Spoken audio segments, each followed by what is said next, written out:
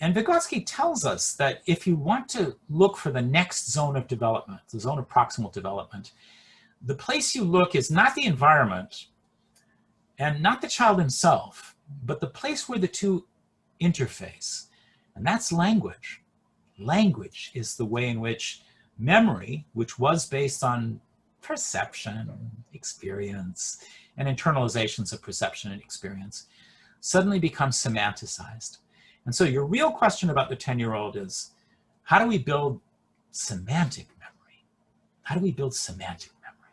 Semantic memory is memory of word meanings, where instead of remembering grandma in terms of the way her soap smelled, the way, the wrinkles on her face moved when she laughed, you understand that everybody has a grandma, and many grandmas don't smell of soap, and that it's actually an abstract relationship of which your grandma is one particular kind. It's a word meaning, and it's an abstract relationship, and it's only from that abstract relationship, which is in turn a combination of a huge quantity of concrete relationships, that the child is able to come to semantic meaning. And that's true of all vocabulary, but it's particularly true of the higher concepts that we're interested in. Someday your daughter will be a grandma, and at that point, the real concrete meaning of the word grandma will take on its full semantic meaning. So I don't think semantic meaning is a pale copy of living experience.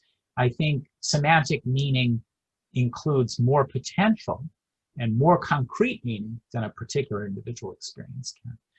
That's our task, to build semantic meanings in the child.